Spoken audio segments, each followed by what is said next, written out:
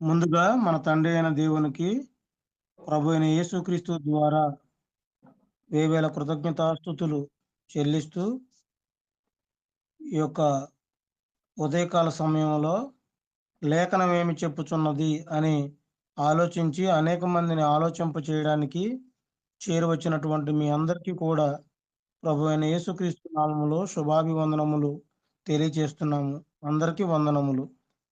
సోదరులు యేసుపాదం గారి ప్రారంభ ప్రార్థనతో ఈనాటి మార్నింగ్ ప్రేయర్ కార్యక్రమమును మనం ప్రారంభించుకుందాము. ఓకేనండి, వినపడుతుందండి మాట. అన్నయ్య వినపడద్ది, ఎవరు మాట్లాడినా వినపడద్ది. అలా అడగవసరం లేదు. మీరు స్పీకర్ ఆన్ చేసుకుని మాట్లాడితే చాలు, వినపడద్ది.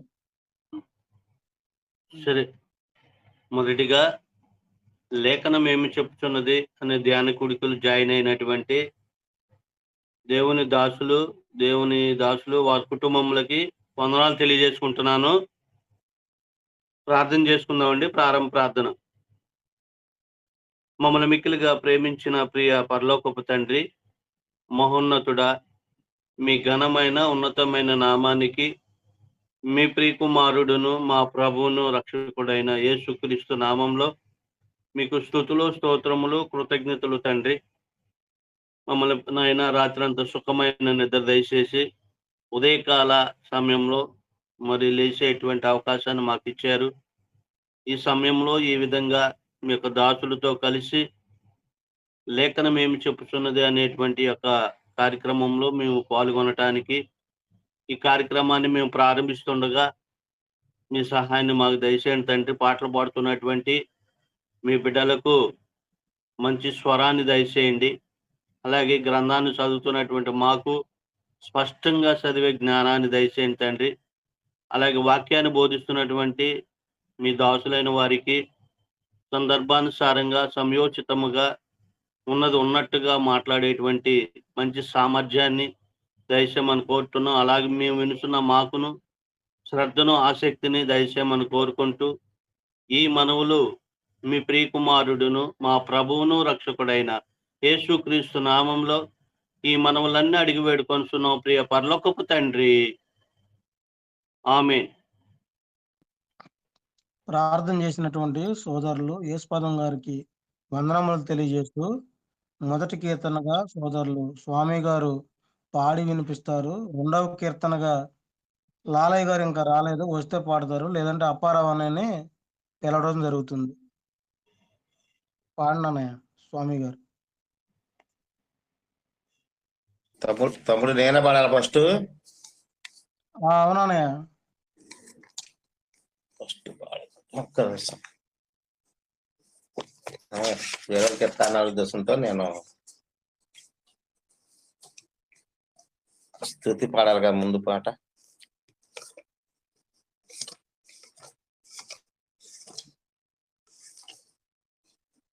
ఫస్ట్ పాట అపరానికి ఇచ్చే తమ్ముడు.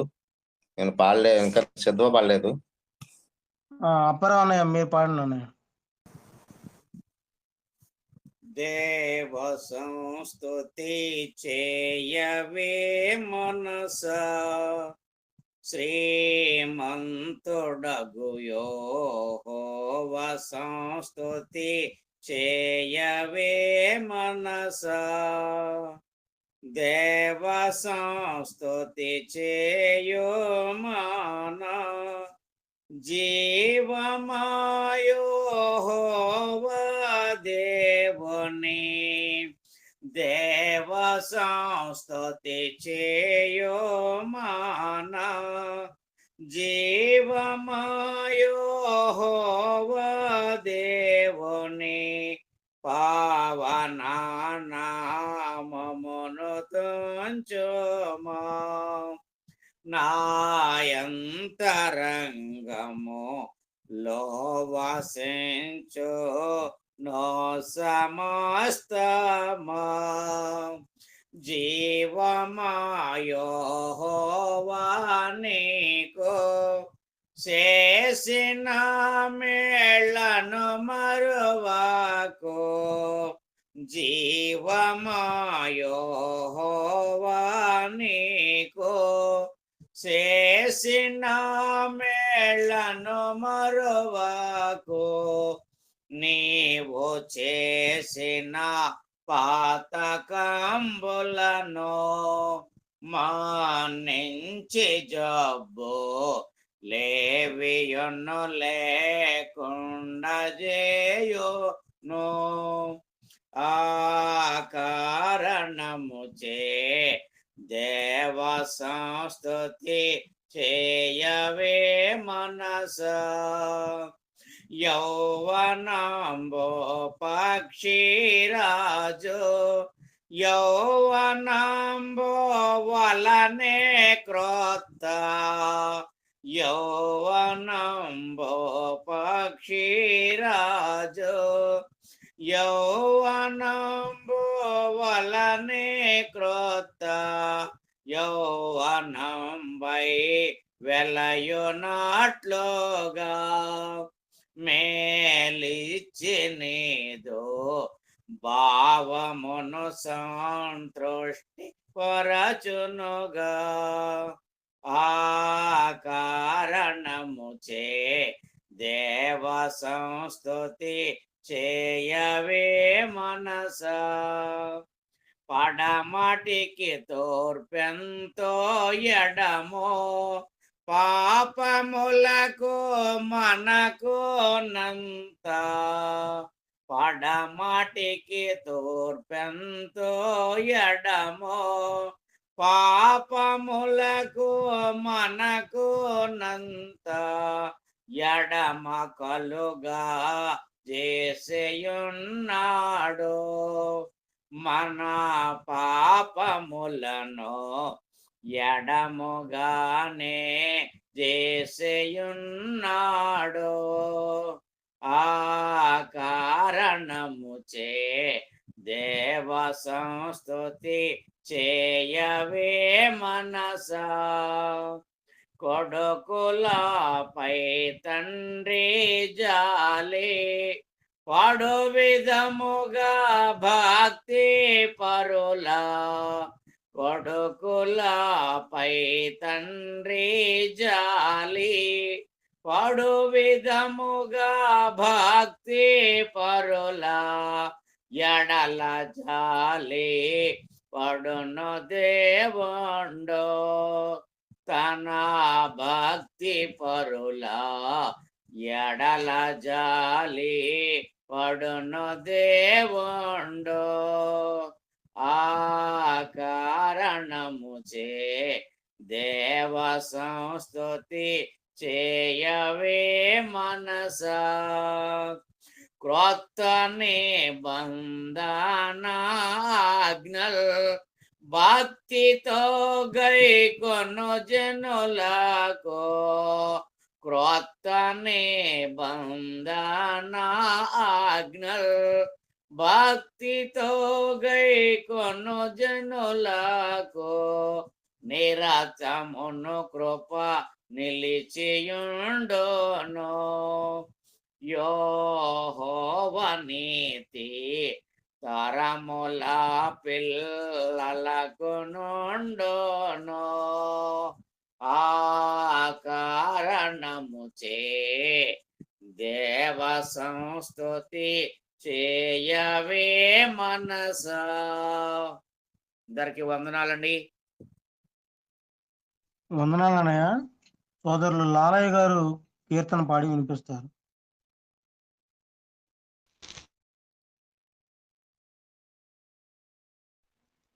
వినపడుతుందయ్యా? వినపడుతుందండి. మీరు స్పీకర్ ఆన్ చేస్తే వినపడుద్ది. ఓకే.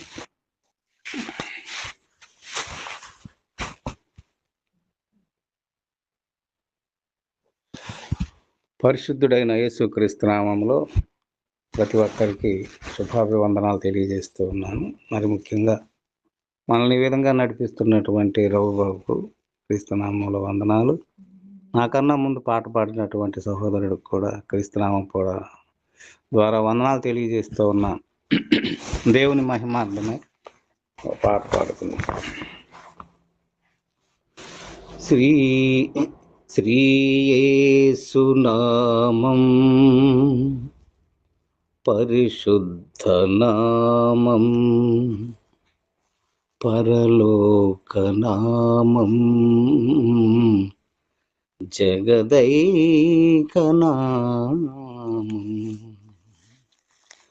కలుషము కడిగిన కల్వరి నామం సిలువలో రక్తము కార్చిన త్యాగం సిలువలో రక్తము కార్చిన త్యాగం ఆ ఆ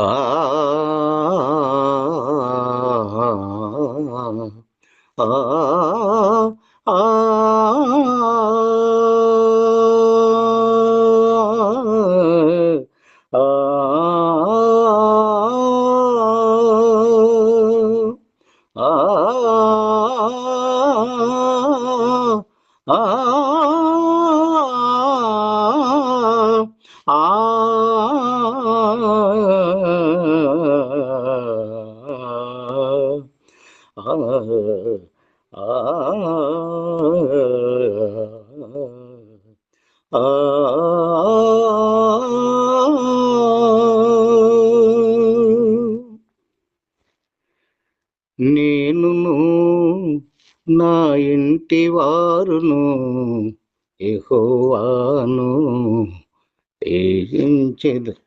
ప్రేమించెదము నేనును నా ఇంటి వారును యెహోవాను సేవించెదము ఆయనే సజీవుడని ఆయనే విజేయుడని ఆయనే సజీవుడని ఆయనే విజేయుడని సిలువలోన నీకు నాకు విజయము చేకూర్చెనని సిలువలోన నీకు నాకు విజయము చేకూర్చెనని నేనును నా ఇంటి వారును యెహోవాను సేవించెదము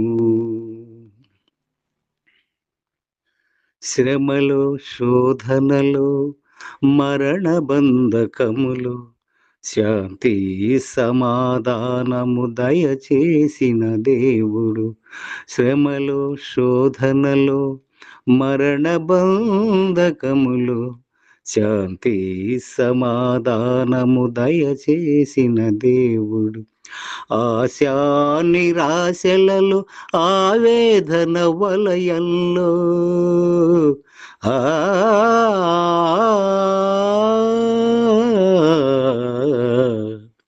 ఆశా నిరాశలలో ఆవేదన వలయంలో ఏ దేవుడు చేయలేని అద్భుతములు చేసినాడు ఏ దేవుడు చేయలేని అద్భుతములు చేసినాడు నేనును నా ఇంటి వారును యెహోవాను సేవించెదము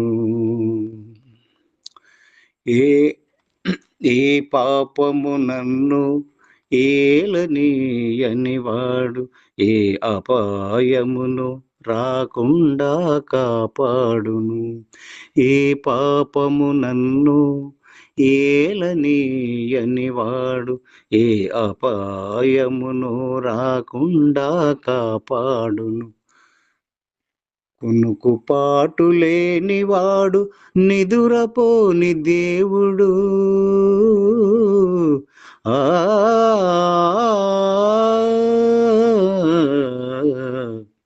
కునుకుపాటు లేనివాడు నిదురపోని దేవుడు నేను నమ్మినవాడు నమ్మతగిన దేవుడు నేను నమ్మినవాడు నమ్మదగిన దేవుడు నేనును నా ఇంటి వారును యెహోవాను సేవించెదము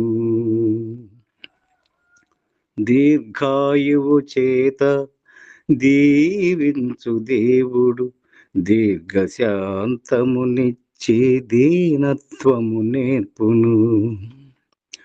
దీర్ఘాయువు చేత దీవించు దేవుడు దీనత్వము నేర్పును. మేలు చేత నా హృదయము తృప్తిపరచు దేవుడు. ఆ ఆ ఆ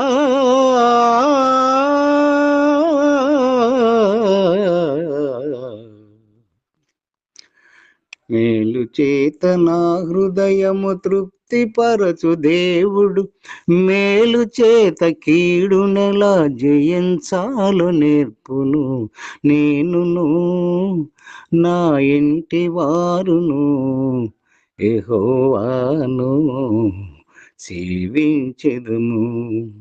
ఆయనే సజీవుడని, ఆయనే విజేయుడని, ఆయనే సజీవుడని, ఆయనే విజేయుడని, సిలువలోన నీకు నాకు విజయము చేకూర్చెనని, సిలువలోన నీకు నాకు విజయము చేకూర్చెనని, నేనును నా ఇంటి వారును యెహోవాను సేవించెదము.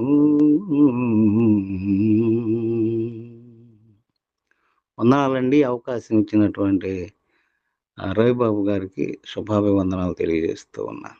వందనాలు. ఇప్పటి వరకు పాటలు పాడినటువంటి సహోదరులు ఇరువురికి కూడా వందనములు తెలియజేస్తూ ఆదికాండము 46వ అధ్యాయమును వాక్యపఠన భాగంగా మనం ఈరోజు చదువుకుందాము. సోదరులు స్వామి గారు మొదటి 2 వచనములను చదువుతారు. తర్వాత సుజయ్ చక్రవర్తి గారు 18వ వచనం వరకు చదివి వినిపిస్తారు. తర్వాత 19వ వచనం నుండి 27వ వచనం వరకు సోదరులు యేసుపాదం గారు చదువుతారు. 28 నుంచి 34 వచనాలు చివరి వరకు నేను చదివి వినిపిస్తాను. అప్పుడు ఇశ్రాయేలు తనకు కలిగినదంతయు తీసుకొని ప్రయాణమై బెర్షాబాకు వచ్చి తన తండ్రి అయిన ఇసాకు దేవుని బలులర్పించును. అప్పుడు రాత్రి దర్శనమునందు దేవుడు యాకోబు యాకోబు అని ఇశ్రాయేలును పిలిచెను. అందుకతడు చిత్తము ప్రభువా అనేను. ఆయన నేనే దేవుడను, నీ తండ్రి దేవుడను. ఐగుప్తునకు వెళ్ళుటకు భయపడకు, అక్కడ నిన్ను గొప్ప జనముగా చేసేదను. నేను ఐగుప్తునకు నీతో కూడా వచ్చేదను. అంతేకాదు, నేను నిశ్చయముగా నిన్ను తిరిగి తీసుకొని వచ్చేదను. యోసేపు నీ కనుల మీద తన చెయ్యి ఉంచునని సెలవీయగా యాకోబు లేచి బెర్షెబా నుండి వెళ్ళెను. ఫరో అతనిని ఎక్కించి తీసుకొని వచ్చుటకు పంపిన బండ్ల మీద ఇశ్రాయేలు కుమారులు తమ తండ్రి అయిన యాకోబును తమ పిల్లలను తమ భార్యలను ఎక్కించిరి. వారు అనగా యాకోబు అతని యావత్ సంతానమును తమ పశువులను తాము కనానులో సంపాదించిన సంపద యావత్తును తీసుకుని ఐగుప్తునకు వచ్చిరి. అతడు తన కుమారులను తన కుమారులను తన కుమార్తెలను తన యావత్తు సంతానమును ఐగుప్తునకు తనతో కూడా తీసుకొని వచ్చాను. యాకోబును అతని కుమారులను ఐగుప్తునకు వచ్చిరి. ఇశ్రాయేలు కుమారులు పేర్లు ఇవే. యాకోబు జ్యేష్ఠ కుమారుడు రూబేను కుమారులైన హన్నోకు, పల్లు, హెస్రో, కర్మి. షిమ్యోను కుమారులైన యమూయేలు, యామీను, ఓహోదు, యాకీను, సాహోరు.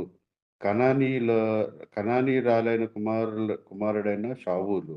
లేవి కుమారులైన గొర్షేను, కహాతు, మరారి. యూదా కుమారులైన వీరు ఒనాను, షేలా, పెరోసు, జెరూహు. ఆ ఏరును ఒనానును కనాను దేశంలో చనిపోయిరి.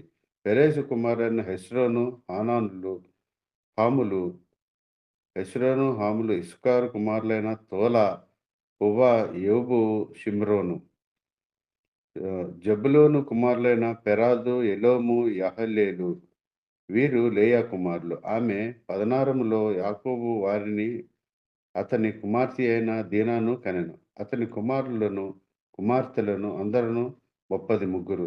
గాదు కుమారులైన సిప్యోను, హగ్లీ, షూని, ఎస్బోను, ఏరి, అరోది, అరేబి.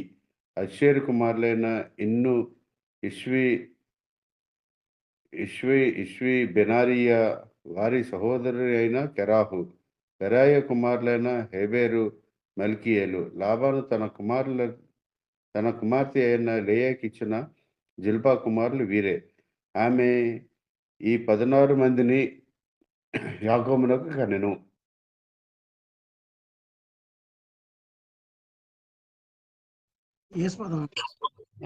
యాకోబు భార్య అయిన రాహేలు కుమారులైన యోషేబు, బెన్యామీను.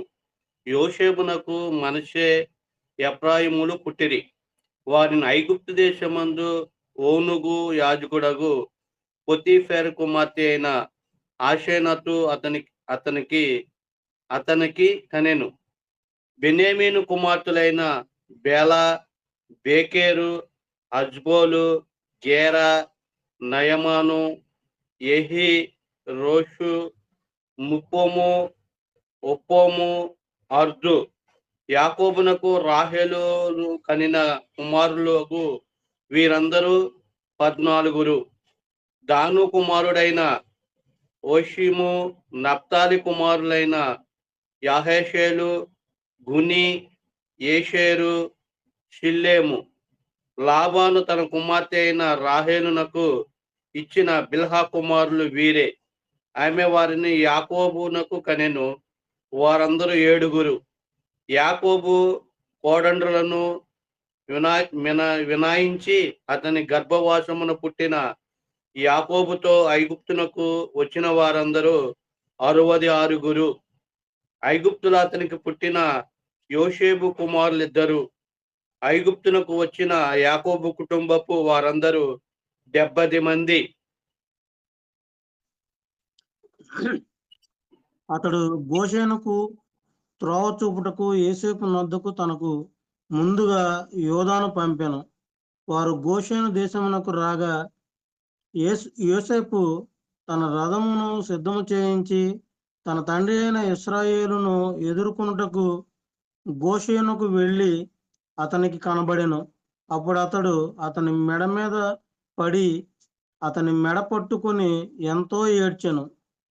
అప్పుడు ఇశ్రాయేలు యోసేపుతో, నీవింకా బ్రతికి ఉన్నావు, నీ ముఖము చూచితిని గనుక నేనికను చనిపోవుదునని చెప్పాను.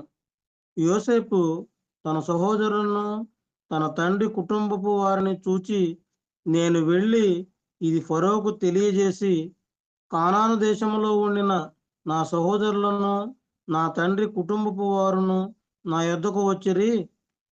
ఆ మనుషులు పశువులు గలవారు, వారు గొర్రెల కాపర్లు. వారు తమ గొర్రెలను పశువులను తమకు కలిగినదంతయు తీసుకుని వచ్చిరని అతనితో చెప్పెదను. గొర్రెల కాపరి అయిన ప్రతివాడు ఐగుప్తీయులకు హేయుడు గనుక ఫరో మిమ్మును పిలిపించి మీ వృత్తి ఏమిటని అడిగిన ఎడల మీరు గోషేను దేశమందు కాపురముండునట్లు మా చిన్నతనము నుండి ఇది వరకు నీ దాసులమైన మేమును మా పూర్వీకులను పశువులు గల వారమై ఉన్నామని ఉత్తరమీయుడని చెప్పాను. సోదరులు, అనిల్ గారు ఈ యొక్క అధ్యాయమును సంక్షిప్తంగా వివరించవలసిందిగా ప్రేమతో ఆహ్వానిస్తున్నాను. తండ్రి అయిన దేవునికి కృతజ్ఞతాస్తుతులు. కూడి ఉన్న సహోదరులకు ప్రభు నామమున వందనాలు తెలియజేస్తూ ఉన్నాం. సమయము 5:24 అయింది. 10 నిమిషాలు ఆది కాండము 46వ అధ్యాయాన్ని మనం వివరించుకుందాం. అయితే ప్రియులారా, నిన్నటి రోజున 45వ వచనంలో మరి బాధతో ప్రారంభమై సంతోషంతో ముగింపబడిన అధ్యయనాన్ని మనం చూసాం. దానిలో వాళ్ళ మధ్యలో ఉన్న ప్రేమ, ఒకరిని ఒకరిని క్షమించుకునే స్వభావం, ఒకరి మీద ఒకరు నమ్మకం కలిగి జీవించడము అనే విషయాలను చాలా అయితే మనమైతే పరిశీలన చేశాం. అయితే ఈ 46వ అధ్యాయంలో మనం చూస్తున్నప్పుడు కానాను నుంచి ఐగుప్తుకి ప్రయాణము, ఈ యొక్క అధ్యాయం అంతా కూడా మనకేం చెప్తుందంటే కానాను నుంచి ఐగుప్తుకి ప్రయాణం. అయితే ఈ అధ్యాయంలో ఈ కుటుంబంలో ఉన్న వాళ్ళు ఎలా ఉన్నారు అంటే వాళ్ళ భావోద్వేగాలు ఎలా ఉన్నాయి? చాలా సంతోషంలో వీళ్ళున్నారు. చాలా సంతోషంలో వీళ్ళున్నారు కాబట్టి నిజంగా ఒక కీర్తన గురించి నిన్ను చదివి ముందుకు వెళ్ళాలని అభిప్రాయపడుతున్నా.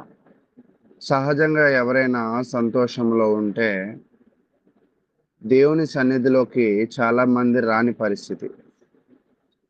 కానీ భక్తులైతే వారికి సంతోషము కలిగిన దేవుడే ఆశ్రయము, బాధ కలిగిన దేవుడే ఆశ్రయము. అయితే ఇప్పుడు యాకోబు ఇక్కడ 1వ వచనంలో చేసిన పనిని గురించి చూస్తున్నప్పుడు నాకు 100వ కీర్తన గుర్తొస్తుంది. సమస్త దేశములారా యెహోవాకు ఉత్సాహధ్వని చేయుడి, సంతోషముతో యెహోవాను సేవించుడి, ఉత్సాహగానము చేయుచు ఆయన సన్నిధికి రండి. యెహోవాయే దేవుడని తెలుసుకొనుడి, ఆయనే మనలను పుట్టించును, మనము ఆయన వారము అని చెప్తూ 4వ వచనంలో కృతజ్ఞతార్పణలు చెల్లించచ్చు ఆయన గుమ్మములలో ప్రవేశించుడు. నిజంగా చాలా మంది ఆనందం కలిగినప్పుడు వారి యొక్క ఆనందాన్ని ఒక పార్టీల ద్వారానో లేదా కొన్ని సమావేశాల ద్వారానో వ్యక్తపరుస్తూ ఉంటారు. కానీ నిజమైన భక్తులు ఎప్పుడూ ఆనందం కలిగిన వాళ్ళు ప్రార్థనలు పెట్టుకుని లేదా దేవుని మందిరంలో కూడి దేవుని నామాన్ని మహింపరిచేవారుగా ఉంటారు. ఇప్పుడు ఈ ఇశ్రాయేలు అనగా ఈ యాకోబు కుటుంబం కూడా ఇప్పుడు చాలా ఆనందంగా ఉంది. మరి ఇది భక్తి కలిగిన కుటుంబమా, భక్తి లేని కుటుంబమా? వాళ్ళ ఆనందంలో దేవునిని ఆశ్రయించారా, ఆశ్రయించలేదా అనేది మనం చూస్తూ ఉన్నప్పుడు చూడండి, ఆదికాండము 46వ అధ్యాయం 46వ అధ్యాయము 1వ వచనాన్ని మనం చదువుకుందాం. ఆదికాండము 46వ అధ్యాయం 1వ వచనం. ఇప్పుడు ఇశ్రాయేలు తనకు కలిగినదంతయో తీసుకుని ప్రయాణమై బెర్షెబాకు వచ్చి తాను తండ్రి అయిన ఇస్సాకు దేవునికి బలి అర్పించి, అంటే ఈ బెర్షెబా అనే ప్రాంతంలో గతంలో ఇస్సాకు బలి అర్పించాడు. అంటే ఇక్కడ ఏముందంటే బలిపీఠం ఉన్నట్లుగా మనకు అర్థమవుతుంది. ఇప్పుడు అదే బలిపీఠం దగ్గరికి ఎవరు వచ్చారంటే యాకోబు కూడా ఇక్కడికి వచ్చాడు. నిజంగా ఇంత ఆనందంలో ఉన్నప్పటికీ కూడా వీళ్ళు ఏం చేశారంటే దేవునికి బలి అర్పించాలనే మనసు వాళ్ళలో కలిగి ఉంది. ఇదే బెర్షెబాలో ఇస్సాకు అంటే యాకోబు తండ్రి బలి అర్పించాడు. ఇదే యొక్క బెర్షెబాలో 21వ అధ్యాయము 33వ వచనం. ఆదికాండము 21వ అధ్యాయము 33వ వచనం. అబ్రహాము బెర్షెబాలో ఒక పిచ్చుల వృక్షము నాటి అక్కడ నిత్య దేవుడైన యెహోవా పేరట ప్రార్థన చేశాను. అంటే వాళ్ళ తాత ప్రార్థన చేశాడు, వాళ్ళ తండ్రి బలి ఇచ్చాడు. ఇతను కూడా ఇప్పుడు అక్కడ ఏమిస్తున్నాడంటే బలి ఇచ్చేవాడిగా మనకైతే కనపడుతూ ఉన్నాడు. దీనిని బట్టి మనం పరిశీలన చేస్తూ ఉంటే అక్కడ వారి యొక్క విశ్వాసము అనేది మనకు బాగా అర్థమవుతూ ఉంది. కాబట్టి మన జీవితంలో కూడా మనల్ని బాధ పెట్టే సంఘటనలు మనకి ఎదురవుతాయి, మనల్ని సంతోషపెట్టే సంఘటనలు, పరిస్థితులు కూడా ఎదురవుతాయి. అన్ని పరిస్థితులలో కూడా దేవుని నామాన్ని మహిమపరిచేవారిగా మనం ఉండాలి. అయితే ఇప్పుడు ఇతను దేవుని నామాన్ని మహిమపరచడానికి అక్కడికి వెళ్ళి బలి అర్పించిన తర్వాత ఆ రాత్రి అక్కడ ఆయన గడిపాడు. ఆ రాత్రి అక్కడ గడిపినప్పుడు మరి దేవుడు దర్శనము అనేది అతనికి జరిగినట్లుగా మనం 2వ వచనం చదువుతూ ఉన్నాం. 2వ వచనం. అప్పుడు రాత్రి దర్శనముల యందు దేవుడు యాకోబు యాకోబు అని ఇశ్రాయేలును పిలిచెను. అందుకు తడు అందుకతడు చిత్తము ప్రభువా అనెను. వాస్తవానికి ఇతడు మరి ఈ యొక్క వచనాన్ని పరిశీలన చేస్తున్నప్పుడు నాకు కొంచెం ఒక చిన్న ఆలోచన కలిగింది. ఎవరైతే దేవుని నామాన్ని మహిమపరుస్తారో, ఎవరైతే ఎలాంటి పరిస్థితుల్లో ఉన్న దేవుని నామాన్ని మరి సంకీర్తనలు చేస్తూ ఉంటారో, ఖచ్చితంగా దేవుడు వారితో మాట్లాడతాడు. అయితే ఈరోజు మనతో కూడా మాట్లాడుతున్నాడంటే అవును, మాట్లాడుతున్నాడు. సేవకుడు చెప్పే వాక్యము ద్వారా దేవుడు మనతో మాట్లాడుతున్నాడు. అయితే ఇక్కడ యాకోబు అయితే దేవుని మాటలకు స్పందించి చిత్తము ప్రభువా అని అంటున్నాడు. అలాగే ఈరోజు ఎవరైతే చిత్తశుద్ధి కలిగి దేవుని నామాన్ని మహిమపరుస్తారో వారందరితో కూడా దేవుడు మాట్లాడుతున్నాడు. అయితే అది విని మనము కూడా చిత్తము ప్రభువా అని స్పందించే వారిగా ఉన్నామా అనేది ఒకసారి మనమైతే ఆలోచన చేయవలసిన వారమే ఉన్నాం. కాబట్టి ప్రియులారా, నేను కూడా ఈ ఉదయకాలం సమయంలో మీ అందరితో కూడా దేవుడు మాట్లాడుతున్నాడని నేనైతే గ్రహిస్తూ ఉన్నాను. దాని అంతటికీ కూడా మీరు కూడా పూర్తిగా మీరందరూ కూడా చిత్తము ప్రభువా అని యాకోబులాగా ఆ వాక్యాన్ని అంగీకరించే వారిగా ఉన్నారని నేను అనుకుంటూ ఉన్నాను. అయితే ఈ యొక్క అధ్యాయంలో కొన్ని అవుట్లైన్స్ మనం చూడడానికి ప్రయత్నం చేద్దాం. 1-4 దాకా చూస్తున్నప్పుడు 1వ వచనం నుంచి 4వ వచనం దాకా బెర్షబాలో దేవునితో మాట్లాడడము అనేది చూస్తాం. 5-7 దాకా చూస్తున్నప్పుడు మొత్తం కుటుంబము ఐగుప్తుకి బయలుదేరడం అని చూస్తాం. ఎంతమంది కుటుంబ సభ్యులు ఉన్నారు అంటే 70 మంది కుటుంబం యొక్క పేర్లను ఇవ్వడం అనేది 8-27 దాకా చూస్తాం. 28-30 దాకా యాకోబు యోసేపు గోషెనులో తిరిగి కలుస్తారు. 31-34 దాకా గోషెనులో వారు స్థిరపడాలని యోసేపు యొక్క ప్రణాళికను మనమైతే చూస్తూ ఉంటాం. కాబట్టి ఈరోజు మనము ఈ అధ్యాయాన్ని పరిశీలన చేస్తున్నప్పుడు కానాను నుంచి వెళ్ళిన వాళ్ళు ఐగుప్తులో ఎలా స్థిరపరచబడుతున్నారు, దానికి సహకరించిన వారు ఎవరంటే యోసేపు. వీరు ఒక పనిని ప్రారంభించినప్పుడు నిజంగా క్రైస్తవులు నేర్చుకోవలసిన ఒక విధానాన్ని ఇక్కడ మనకు చూపిస్తూ ఉన్నారు. వీరు ఒక ప్రాంతం నుంచి మరొక ప్రాంతానికి వెళుతూ ఉన్నప్పుడు అక్కడ పరిశీలనలో వాళ్ళు దేవునికి బలి అర్పించి వెళ్ళారు. ఈరోజు మనము కూడా ఏ పనిని ప్రారంభించినా ప్రార్థనా పూర్వకంగా మనం వెళ్ళగలిగినట్లయితే దేవుడు ఖచ్చితంగా మనల్ని దీవించేవాడిగా ఉంటాడు. అయితే ప్రియులారా, ఇంకొంచెం మనం ముందుకు వెళ్ళే ప్రయత్నం చేద్దాం. అయితే ఇక్కడ ఒక జాతి గొప్ప జనంగా తిరిగి వెళ్తారు. 70 మందిగా తిరిగి వెళ్ళిన ఈ జాతి మరి అక్కడ ఉన్న గోషేను ప్రాంతానికి చేరుకుంటారు. ఆ గోషేను ప్రాంతానికి యాకోబు మొత్తము అంటే అతను కలిగి ఉన్నది ఏది కూడా కానానులో విడవకుండా అక్కడికి వెళ్ళిపోతారు. అయితే ఆ బలిపీఠం దగ్గర జరిగిన డిస్కషన్ కొంచెంసేపు చదవడానికి ప్రయత్నం చేద్దాం. దేవుడు అతనితో మాట్లాడుతూ ఏమంటున్నాడంటే 3వ వచనం, ఆయన నేనే దేవుడను, నీ తండ్రి దేవుడను, ఐగుప్తునకు వెళ్ళుటకు భయపడకము, అక్కడ నేను గొప్ప జనముగా చేసేదను. అయితే దేవుడు బలి అర్పించిన ఇతనికి ఏం చేస్తున్నాడంటే ఒక భరోసా ఇస్తూ ఉన్నాడు. నువ్వు ఐగుప్తుకు వెళ్ళడానికి ఒకవేళ ఏమైనా సంకోచించుతున్నావేమో, సంకోచించద్దు, భయపడవద్దు, ఖచ్చితంగా అక్కడ నీవు గొప్ప జనం అవుతావు అంటున్నాడు. అయితే ఇదే వాగ్దానాన్ని అబ్రహాముకు దేవుడు చేశాడు. అబ్రహాముకు చేసిన దేవుని యొక్క వాగ్దానం ఎక్కడ నెరవేర్చబడుతుందంటే ఇక్కడ నెరవేర్పులోకి ముందుకు వెళ్తూ ఉంది. ఆదికాండము 13వ అధ్యాయం మీరు తీసి తర్వాత పరిశీలన చేసినట్లయితే అక్కడ దేవుడు వారిని ఇసుక రేణువులంతా విస్తారముగా వారిని అభివృద్ధి పరుస్తాడని, అదే విధముగా ఆదికాండము 15వ అధ్యాయంలో కూడా వాళ్ళ సంతానాన్ని అభివృద్ధి పరుస్తా అన్న దేవుడు ఇప్పుడు దానికి ముందుకు తీసుకువెళుతూ ఉన్నాడు. అయితే ఈరోజు మనము కూడా మన జీవితంలో దేవుడు ఒకవేళ తన వాక్యము ద్వారా మనకి వాగ్దానం చేసినట్లయితే అది తప్పక నెరవేర్చే దేవుడిని మనం కలిగి ఉన్నామనైతే మీరు గ్రహించాలి. కాబట్టి ప్రియులారా, దేవునిని ఆరాధించడానికి, దేవుని యొక్క మాట వినడానికి, ఆ మాటలలో దేవుడు నీకు ఇచ్చిన వాగ్దానాలను గ్రహించడానికి నీ జీవితాన్ని నువ్వు కేటాయించగలిగినట్లయితే దేవుడు నిన్ను ఖచ్చితంగా దీవించేవాడిగా ఉంటాడు. అయితే మనం పరిశీలన చేస్తూ ఉన్నప్పుడు ఇంకా ఆ తర్వాత వాళ్ళందరూ కూడా వాళ్ళ సంతానంతో ముందుకు వెళ్ళారు. ముందుకు వెళ్ళిన తర్వాత మనము 27వ వచనాన్ని చూద్దాం. 27వ వచనాన్ని చూద్దాం.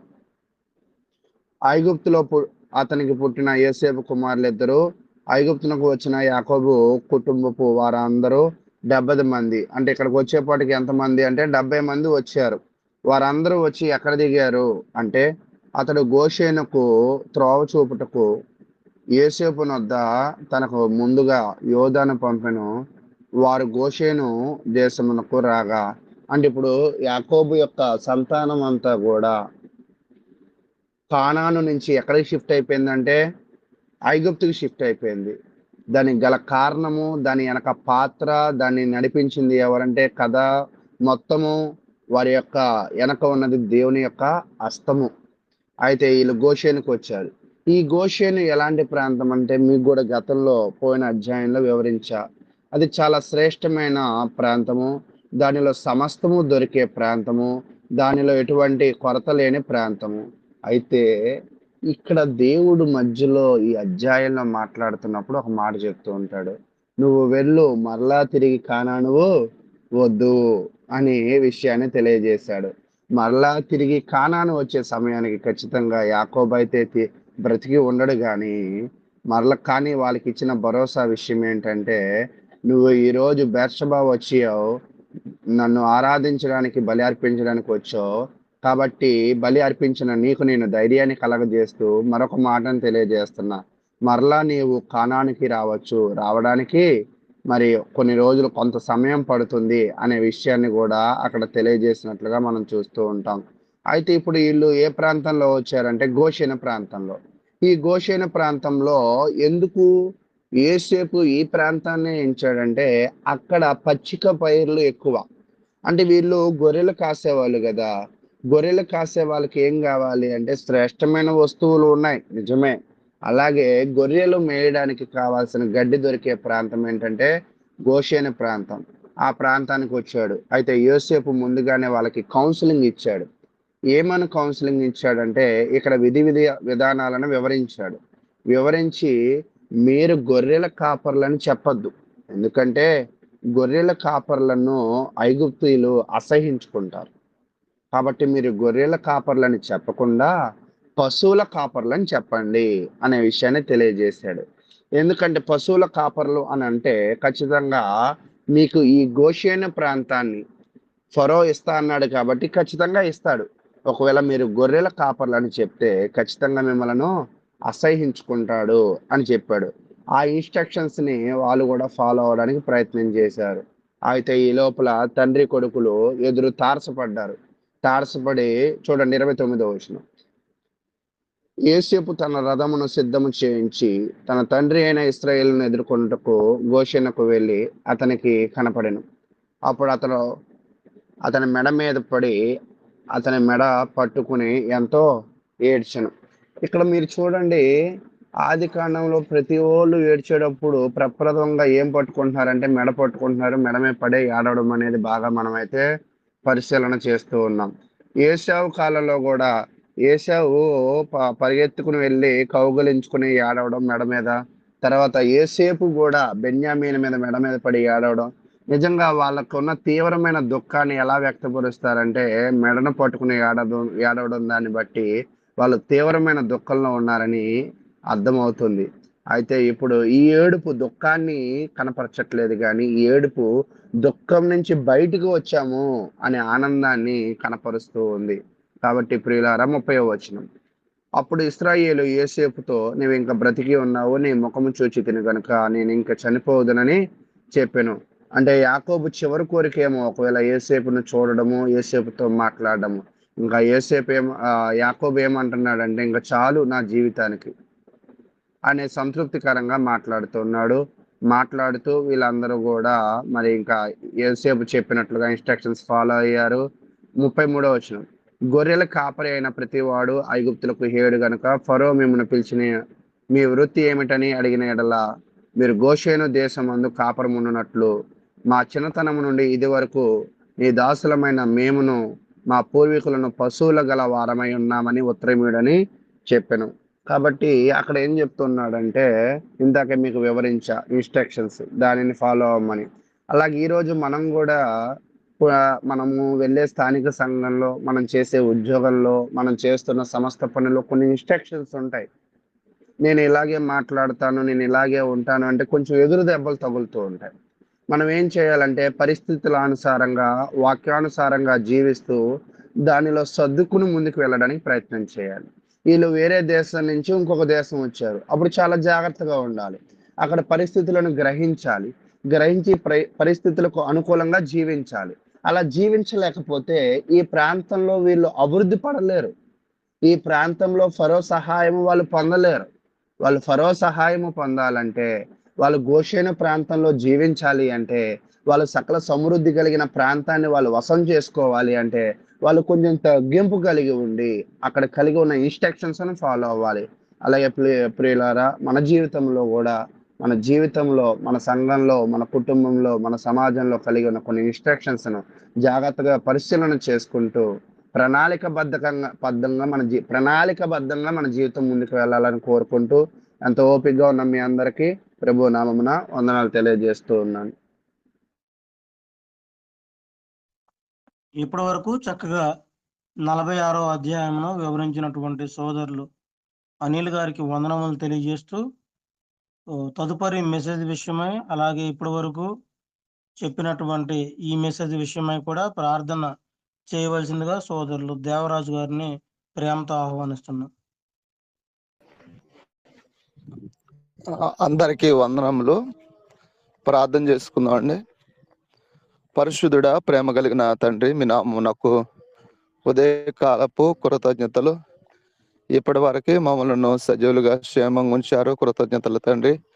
ఉదయకాల సమయంలో తండ్రి, మరి ఈరోజు మీ వాక్యాన్ని వినడానికి ఇచ్చినటువంటి అవకాశాన్ని బట్టి కృతజ్ఞతలు.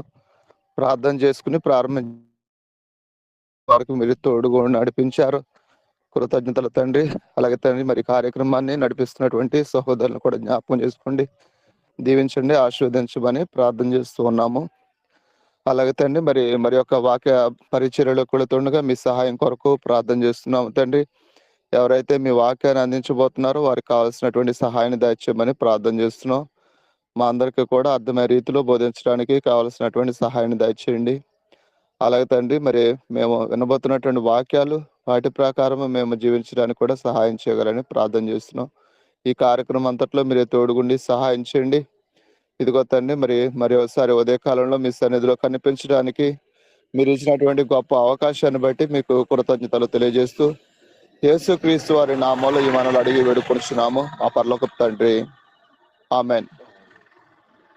ప్రార్థన చేసినటువంటి సోదరులు దేవరాజు గారికి వందనాలండి. తెలియజేస్తూ, మిగతా సమయం దేవకరణ గారికి, వారికి ఇవ్వబడినటువంటి సమయం అంతటిని కూడా సంపూర్ణంగా వినియోగించుకోవాలని సహోదరులు దేవకరణ గారిని ప్రేమతో ఆహ్వానిస్తున్నాము. ఈ ఉదయకాల సమయంలో మరొక శ్రేష్టమైన దినమును మనకు అనుగ్రహించి, ఆయన మాటలు వినుటకు చూపిన కృపను బట్టి మన తండ్రి అయిన దేవునికి నా కృతజ్ఞతాస్తుతులు చెల్లిస్తూ ఉన్నాను. అలాగే దేవుని మాటలు వినుటకు సిద్ధంగా ఉన్న ప్రతి ఒక్క సహోదరి సహోదరులందరికీ నా హృదయపూర్వక వందనములు తెలియజేయచ్చు ఉన్నాను. ప్రియులారా, గడిచిన దినమున దేవుని యొక్క ప్రేమ అనగా దేవుని యొక్క గుణలక్షణములో ఒకటైన దేవుని యొక్క ప్రేమను గురించి మనం ధ్యానిస్తూ 2 విషయాలు మనము ధ్యానించాము. ఒకటి, ప్రేమ యొక్క ఉదాహరణలు. 2, దేవుని ప్రేమ ప్రత్యక్షపరచబడిన విధానములు. ఈ 2 విషయాలు నిన్న మనము ధ్యానించాము. ఈరోజు మూడవ విషయమును మనము ధ్యానించబోతూ ఉన్నాం. మూడవ విషయమును మనం గమనించినట్లయితే దేవుని ప్రేమ యొక్క రూపములు, the forms of God's love. దేవుని ప్రేమ యొక్క రూపములు, దేవుడు ఏ ఏ రూపములలో తన ప్రేమను ప్రత్యక్షపరిచారు అనే సంగతులు ఈ దినము మనము దేవుని గ్రంథము నుండి నేర్చుకుందాం. దేవుని యొక్క ప్రేమ ఏ విధంగా ఆయన ప్రత్యక్షపరిచారు అనేది చాలా అద్భుతమైన విషయమై ఉన్నది. దేవుడు తన ప్రేమను ప్రత్యక్షపరచబడిన విధానము ఆశ్చర్యకరముగాను అద్భుతముగాను ఆ విషయములను మనము ధ్యానించుచున్నప్పుడు దేవుని పట్ల మనకు ప్రేమ, భయము, భక్తి, గౌరవము కలిగించే విధానము మనకు బోధపడుతుంది. కనుక ఈరోజు దేవుని ప్రేమ యొక్క రూపములు ఏ ఏ రూపములలో ఆయన తన ప్రేమను వ్యక్తపరిచారు లేక ప్రత్యక్షపరిచారు సమస్త మానవాళి పట్ల, అలాగే సమస్త సృష్టి పట్ల కూడా.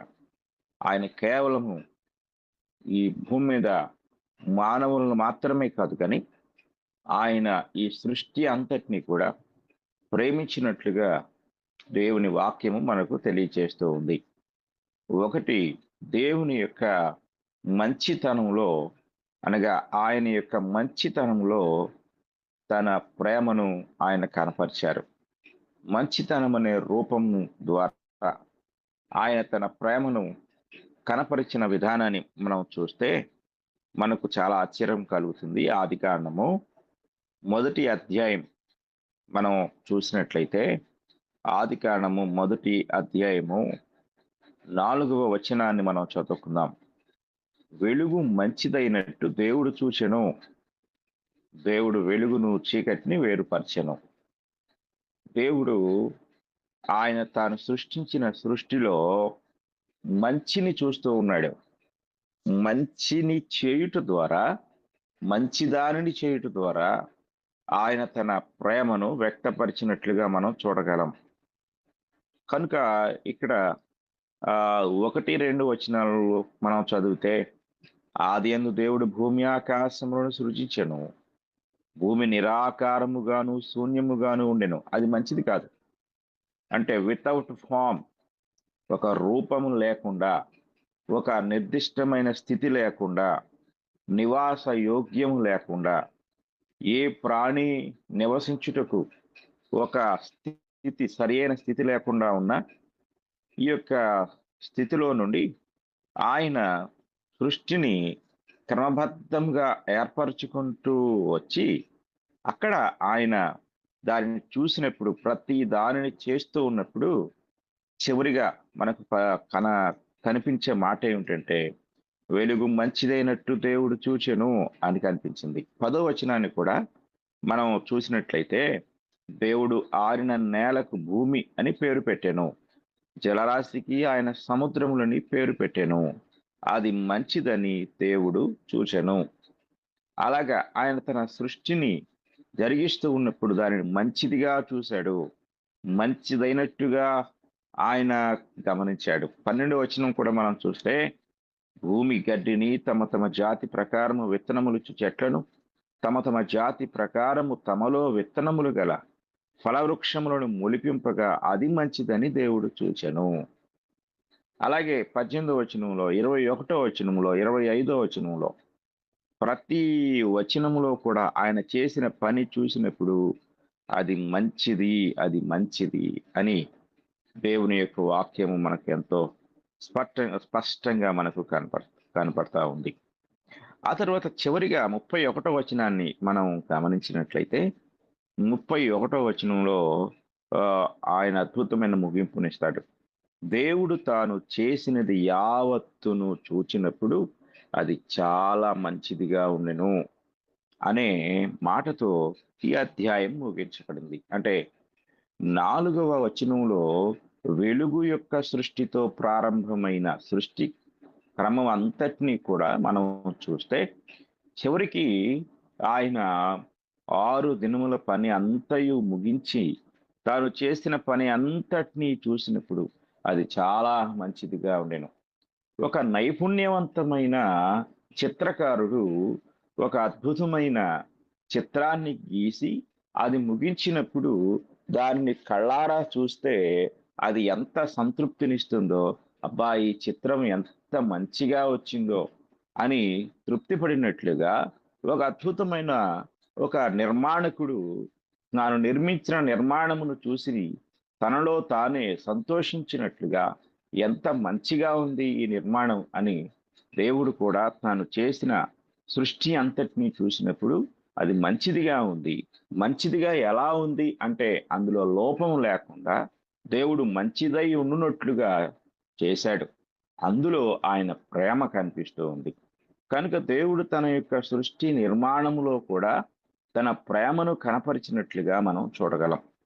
కానీ ఈరోజు కొంతమంది దేవుడు చేసిన పనిలోను అలాగే ఆయన చేసిన విధానంలో కూడా లోపములు నిర్ణయించి ఇది మంచిది కాదు, సూర్యుడు ఈ దిక్కున ఉండటం మంచిది కాదు, లేక ఈ నక్షత్రము ఈ ఈ ఈ దిక్కులో ఉన్నప్పుడు నువ్వు జన్మించావు, అది మంచిది కాదు, ఈ గ్రహము ఈ దిక్కులో ఉన్నప్పుడు నీవు ప్రయాణం చేశావు, అలా చేయకూడదు, అలాగే ఈ రోజు మంచిది కాదు, ఆ రోజు మంచిది కాదు, ఈ వారం మంచిది కాదు అని దేవుడు చాలా మంచిదిగా చేసిన సృష్టిని, సృష్టిలో ఉన్న విధానములని లోపములుగా ఎత్తి చూపుతూ వారు మంచిది కాదు అనే కొత్త దాన్ని సృష్టించారు.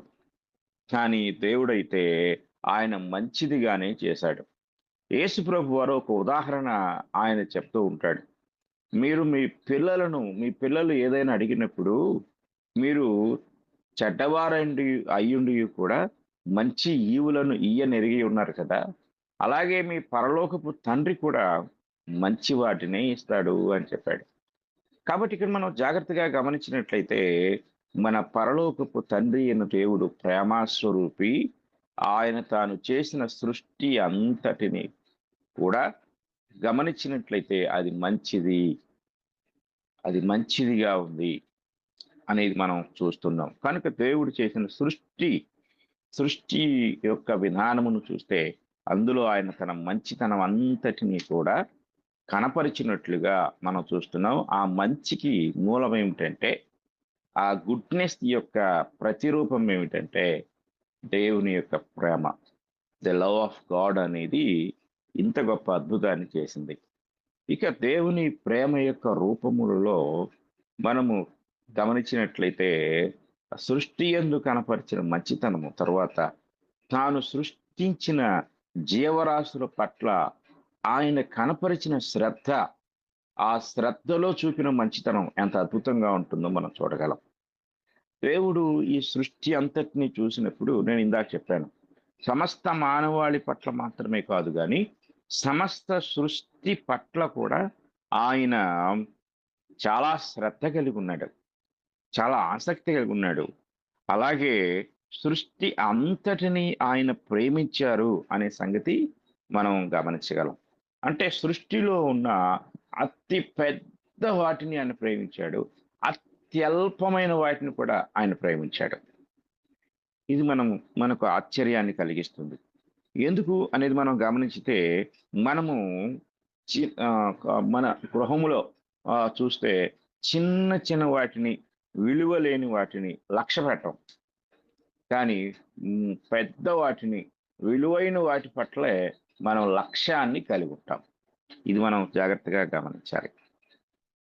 మెటీరియల్ మనం చూసినట్లయితే బంగారము, వజ్రాలు, ముత్యాలు, రత్నాలు వాటికి ఇచ్చిన విలువ మనము ఒక సాధారణమైన వాటికి, ఆ విలువ లేని లోహాలకు విలువ ఇవ్వం. కానీ దేవుడు సృష్టి అంతటినీ కూడా ఆయన లక్ష్య పెట్టినట్లుగా, అంటే సృష్టి అంతటి పట్ల కూడా ఆయన తన ప్రేమను కనపరచుటలో వ్యత్యాసం లేకుండా, చిన్న పెద్ద అని లేక చిన్న ప్రాణులు పెద్ద ప్రాణులని ఆయన తేడా లేకుండా ప్రతి ఒక్కరి పట్ల సమానమైన ఆ ప్రేమను కనపరిచినట్లుగా దేవుని వాక్యం మనకు తెలియజేస్తా ఉంది. కీర్తనల గ్రంథము 145వ కీర్తన 15, 16 వచనాలు మనం చదువుకుందాం.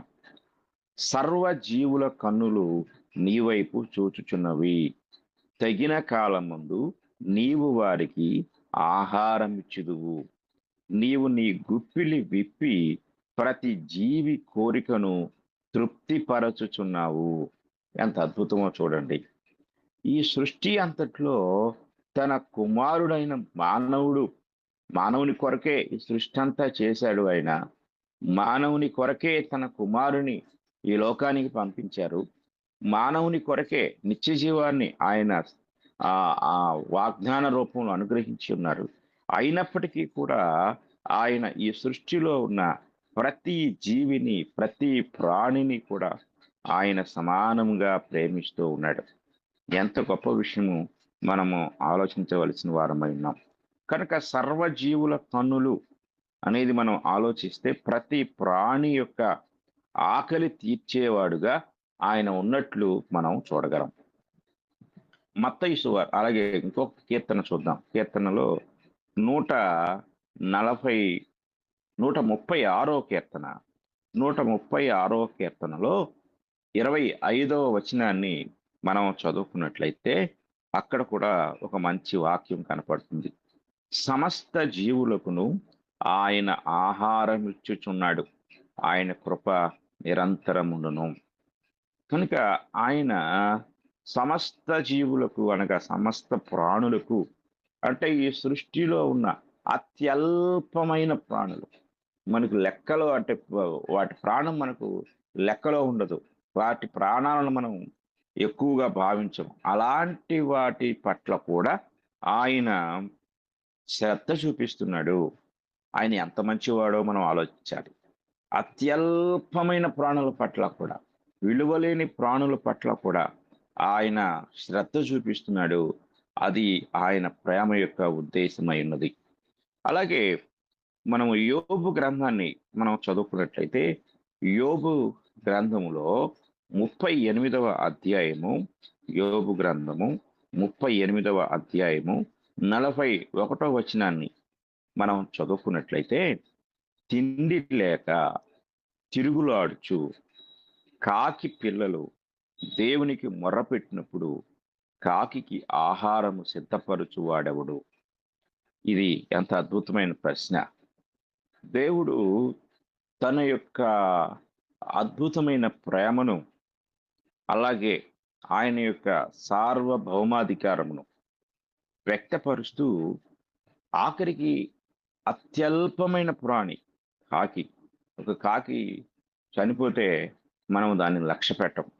ఒక కాకి ఆకలితో అరుస్తూ ఉంటే దాన్ని మనం పారదోలుతూ ఉంటాం. కానీ దేవునికి అవి మొరపెట్టినప్పుడు దానికి ఆయన ఆహారాన్ని సిద్ధపరుస్తున్నాడు. సృష్టిలో అత్యంత విలువైన మానవుని ఆకలి తీర్చటంలో ఆయన తన శ్రద్ధ చూపిస్తున్నాడు. అలాగే అత్యల్పమైన ప్రాణుల విషయంలో కూడా అంతే శ్రద్ధ ఆయన చూపిస్తూ ఉన్నట్లుగా ఇక్కడ మనం చూడగలం. కనుక మనం ఆలోచించినట్లయితే దేవుడు తాను ప్రేమించిన విధానంలో ఆయన మంచితనమును కనపరిచిన విధానము మనం చూస్తే, మరొక వచనాన్ని మనం చదువుకుందాం. మత్తయి సువార్త 6వ అధ్యాయము 26వ వచనాన్ని మనం చదువుకున్నప్పుడు అక్కడ ప్రభు పలికే మాటలు మనం ఆలోచించినట్లయితే, ఆకాశ పక్షులను చూడుడి, అవి విత్తవు, కోయవు, కొట్లలో కూర్చుకొనవు, అయినను మీ పరలోకపు తండ్రి వాటిని పోషించుతున్నాడు. ఎంత అద్భుతమైన విషయం చూడండి. ఆకాశ పక్షుల్లో అతి పెద్దవి, అతి చిన్నవి, వాటిని మనం చూస్తున్నప్పుడు చాలా ఆశ్చర్యం వేస్తుంది. అంత చిన్న పక్షుల పట్ల కూడా ఆయన శ్రద్ధ చూపిస్తున్నాడు. ఆయన ఎంత మంచివాడో మనం ఆలోచించాలి. ఎవరైనా కొన్నిసార్లు మనం భిక్షము అడుక్కునేవారు మనకు ఎదురైనప్పుడు వారి పట్ల మనము చిన్న చూపు చూస్తాం, వారిని మనము చేదరించుకుంటాం, అసహించుకుంటాం. కానీ అదే ఎవరైనా గొప్పవారు మనల్ని సహాయం అడిగితే, అయ్యో మీకు సహాయం చేయటం నా అదృష్టం అని చెప్పి అంతటి వారు నన్ను సహాయం కోరటమే మహాభాగ్యం, నా జన్మ ధన్యమైంది అన్నట్లుగా వారికి సహాయం చేయటానికి ఎంతో ప్రయత్నిస్తాం. కానీ దేవుడు ఆయన తన పక్షపాతాన్ని చూపకుండా తాను ప్రేమించిన విధానంలో సర్వజీవుల పట్ల ఆయన తన ప్రేమను కనపరుస్తున్న విధానమును తన మంచితనము ద్వారా ఆయన ప్రత్యక్షపరుస్తూ ఉన్నారు. ఇక మూడో విషయాన్ని మనం గమనించినట్లయితే దేవుడు ఎంత మంచివాడు అనే విషయాన్ని మనం ఆలోచించినప్పుడు ఆయన మంచితనాన్ని మానవుల విషయంలో ప్రత్యక్షపరిచినప్పుడు ఆయన ఎలాంటి వారి పట్ల ఆయన తన యొక్క మరి మంచితనాన్ని కనపరుస్తున్నారు అనేది మనం చూసినప్పుడు మానవుడు, పాపి అయిన మానవుడు, చెడిపోయిన మానవుడు, దేవుని ఉగ్రతకు లోనైన మానవుడు, తుదకు నరకమునకు సిద్ధపడి ఉన్న మానవునికి మారు మనసు పొందు అవకాశమును ఆయన అనుగ్రహించుట ద్వారా తన మంచితనమును చూపిస్తున్నాడు. ఎంత గొప్ప విశేషము మనం ఆలోచించాలి. కనుక నరక పాత్రుడు, వీడు నరకానికి పాత్రుడు, వీడు క్షమార్హుడు కాదు అని మనం తీర్మానించిన అలాంటి వారి పట్ల కూడా వారు మరొక అవకాశం, అంటే మారు మనసు పొందుట ద్వారా తిరిగి దేవుని కృపను పొందే మరొక అద్భుతమైన అవకాశమును ఆయన పాపి అయిన మానవునికి మారు మనసు పొందుట ద్వారా అనుగ్రహిస్తూ ఆ అనుగ్రహించే విధానములో తన ప్రేమను వెల్లడిపరుస్తూ ఉన్నాడు. రోమీలకు రాసిన పత్రిక 2వ అధ్యాయము 4వ వచనమును మనం చదువుకున్నట్లయితే అక్కడ ఇలాగా వ్రాయబడి ఉంటుంది, లేదా దేవుని అనుగ్రహము మారు మనస్సు పొందుటకు నిన్ను ప్రేరేపించుచున్నదని ఎరుగక ఆయన అనుగ్రహైశ్వర్యమును, సహనమును, దీర్ఘశాంతమును తృణీకరించుదువా. దేవుడు తన యొక్క మంచితనమును మారు మనసు పొందే అవకాశమును ఇచ్చుట ద్వారా ఆయన తన ప్రేమను, ఆ ప్రేమలో ఉన్న మంచితనమును ఆయన ప్రత్యక్షపరుస్తూ ఉండుట ఎంత ఆశ్చర్యకరమైన విషయమో మనం గమనించాలి. అంటే పాపము వలన వచ్చు జీతము మరణము అని మనకు వాక్యం తెలియజేస్తుంది. ఈ రోమా పత్రికలోనే మనం చూస్తాం. అయితే దేవుని యొక్క కృప మరొక అవకాశము ఆయన మనకు ఇస్తూ ఉన్నాడు. మారు మనసు పొందు. చాలాసార్లు మన పాత నిబంధనలు చూస్తే భ్రష్టులైన బిడ్డలారా తిరిగి రండి. ఎంత ప్రేమ, ఆ పిలుపులో ఎంత ప్రేమ. లోబడ నొల్లని జనాంగం వైపు దినమెల్లా నా చేతులు చాపి పిలుస్తున్నాను అంటాడు. అంటే ఆ పేరులోనే ఉంటుంది లోబడ నొల్లని, ఆ పేరులోనే ఉంది భ్రష్టులైన. వాళ్ళు భ్రష్టులే, వాళ్ళు లోబడని జనాంగమే. అయినా మార్పు చెందుటకు ఆయన మరలా అవకాశాన్ని ఇచ్చుచు తన యొక్క ప్రేమలో ఉన్న మంచితనమును మానవాళి పట్ల ఆయన వ్యక్తపరుస్తూ ఉన్నారు. ఈ యొక్క మంచితనమును కనపరిచిన విధానంలో మనం అనేక వ్యక్తుల పట్ల, అనేక జనాంగముల పట్ల అనేక సార్లు ఆయన తన అవకాశాన్ని ఇచ్చిన విధానం మనం బైబిల్లో చూడగలం. అయితే మచ్చుకు ఒక ఉదాహరణ మనం చూస్తే తిమోతికి రాసిన మొదటి పత్రిక 1వ అధ్యాయము 12వ వచనాన్ని మనం చదువుకుంటే అక్కడ పౌలు గారు దేవుడు తనకు అనుగ్రహించిన కృపను గురించి మాట్లాడుతూ, పూర్వము దోషకుడను, హింసకుడను, హానికరుడనైన నన్ను తన పరిచర్యకు నియమించి నమ్మకమైన వానిగా ఎంచినందుకు నన్ను బలపరిచిన మన ప్రభు అయిన క్రీస్తు యేసుకు కృతజ్ఞుడినై ఉన్నాను.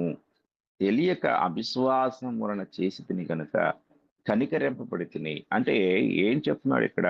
మార్పు చెందే అవకాశమును, మారు మనసు పొందే అవకాశమును దేవుడు ఆయనకు అనుగ్రహించాడు.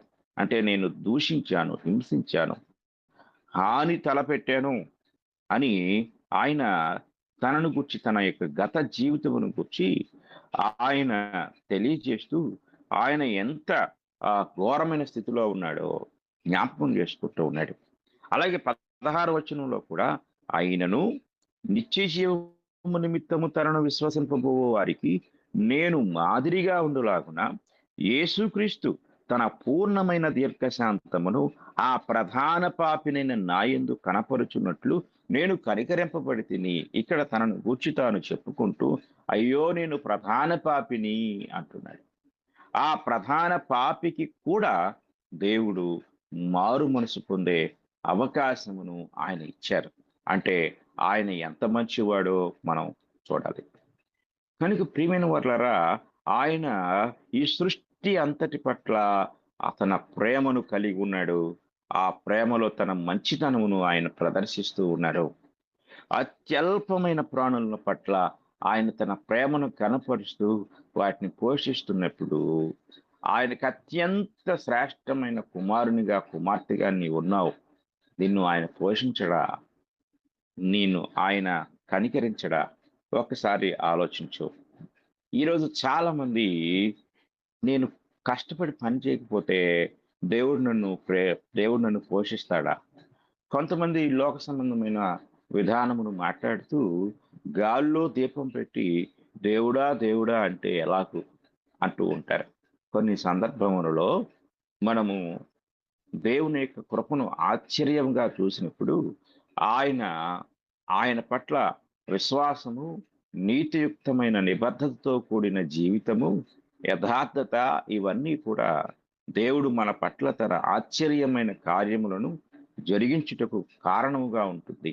దానికి అత్యంత ప్రధానమైన వనరు ఏమిటి అంటే మనము కలిగి ఉండవలసిన గొప్ప విశ్వాసం. కనుక బైబిల్ గ్రంథం అంతట్లో కూడా సమస్త జీవరాశులు గొప్ప విశ్వాసంతో ఉన్నవి. ఎందుకంటే ఆయన వైపు చూసినప్పుడు వాటిని పోషిస్తాడు అని. ఈరోజు మనం కూడా అలాంటి విశ్వాసం కలిగి ఉన్నప్పుడు అద్భుతముగాను ఆశ్చర్యకరముగాను దేవుడు పోషించుట ద్వారా, నిన్ను నన్ను పోషించుట ద్వారా తన యొక్క ప్రేమను వ్యక్తపరుస్తూ ఉన్నాడు. అలాగే ఆయన మరొక్కసారి ఈ లోకంలో ఉన్న ప్రతి మానవుని పట్ల కూడా మారు మనసు కొరకు పిలుచుట ద్వారా మారు మనసు పొందండి. క్రొత్త నిబంధన అలాగే పాత నిబంధన అంతట్లో కూడా పదే పదే పదే పదే దేవుడు మానవాళి పట్ల చెడిపోయిన పాపులైన భ్రష్టులైన మానవ జాతిని ఆయన ఉన్నపాటున నాశనం చేయలేదు, కానీ మారు మనసుకు ఆయన ఆహ్వానిస్తూ మారు మనసుకు ఆహ్వానాన్ని లేక అవకాశాన్ని ఇచ్చుట ద్వారా తానెంత మంచితనము కలిగి ఉన్నాడో, ఆ మంచితనానికి మూలమైన ప్రేమ కలిగి ఉన్నాడో ఆయన తెలియజేస్తూ ఆయన తన మంచితనాన్ని కనపరుస్తూ ఉన్నాడు. కనుక ఆయన మరొక్కసారి ప్రతి దినము కూడా నీ ఆయుష్ను పొడిగిస్తూ మారు మనసు పొందమని నిన్ను ప్రేరేపిస్తూ తన మంచితనాన్ని కనపరుస్తూ ఉన్నారు. కొన్నిసార్లు మనం అంటూ ఉంటాము, నేనైతే అంటూ ఉంటాం, నేనైతే అస్సలు క్షమించేవాడిని కాదు, నేనైతే అసలు చంపేసేవాడిని, నేనైతే ఆ ఉద్యోగంలో ఉంటే పీకేసేవాడిని, నేనైతే అని చెప్పేసి చాలా సార్లు లోకంలో చెడిపోయిన వారిని, తప్పు చేసిన వారిని, పాపంలో ఉన్న వారిని మనము న్యాయ నిర్ణేతలుగా మారి తీర్పు తీర్చేస్తూ ఉంటాం. కానీ దేవుడైతే సమస్త మానవాళి పట్ల కూడా ఆయన మారు మనస్సుకు పిలుస్తూనే ఉన్నాడు. కానీ మూకుమ్మడిగా నాశనం చేయటానికి ఆయన సిద్ధపడలేదు. మనము జాగ్రత్తగా గమనిస్తే నోవహు కాలంలో ఉన్న ప్రజల దగ్గర నుండి ఈనాటి వరకు కూడా అనేక సార్లు ఆయన మరి మారు మనసు కొరకు ఆయన పిలుస్తూ ఉన్నాడు. మారు మనసు పొందుటకు ఆయన ప్రేరేపిస్తున్నాడు. కనుక తాను అనుగ్రహించే మారు మనస్సు ద్వారా, అంటే మారు మనసు పొందే అవకాశం ద్వారా ఆయన తన మంచితనాన్ని కనపరుస్తూ ఉన్నారు.